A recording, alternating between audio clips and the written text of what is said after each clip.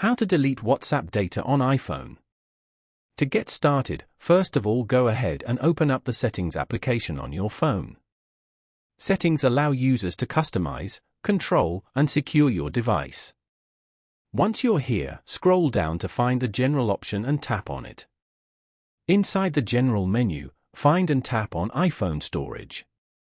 This page provides a detailed breakdown of your device's storage. Scroll down the list of apps to find WhatsApp and tap on it. Now, tap on the Delete App option at the bottom.